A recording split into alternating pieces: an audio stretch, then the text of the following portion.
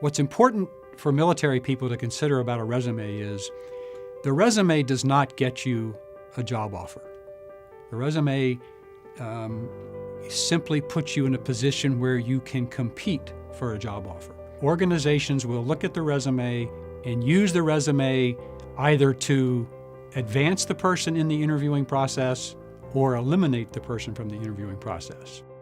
Normally speaking, the resume that goes to the top of the pile is the one that not only does a great job of sharing relevant experience, but it's also one written in a way that when the reader reads it, he or she gets a sense of this individual's potential.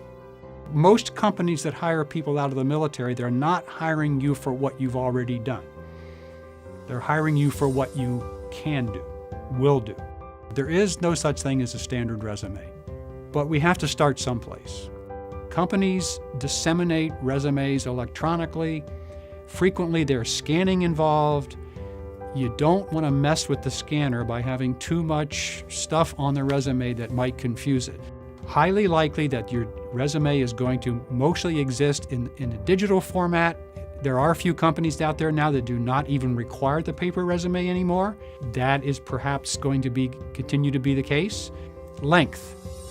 Again, in my opinion, you get 1 page for every 10 years since your last educational completion. So if you have a bachelor's degree, you get a plus 10 years, that's a 1-page resume. If you pick up a master's degree and do another 10 years or another 5 years, you pick up a 2nd page.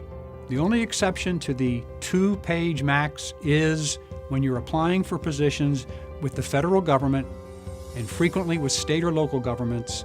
The requirements that they have in terms of paperwork, there's no way in the world that you can keep it to 2 pages, much less 1. When you think your resume is done, have a friend who's non-military read your resume and have them circle or highlight any words or phrases or acronyms that are confusing to them. And then you go back and you modify accordingly. Now, you don't have to go overboard. When I wrote my first resume, I called myself, on my ship, Director of Human Resources. I was the personnel officer on my ship. I civilianized it. I didn't have to do that. Personnel officer is a close enough term, a revealing term, that to actually rename my job title, Director of Human Resources, was a bit misleading. I thought I was doing the right thing, but I was not. Now, when I was the CMS custodian, I changed that to Controller of Classified Material, because that was one that needed to be changed, whereas the other one was fine by itself. A resume is a living document.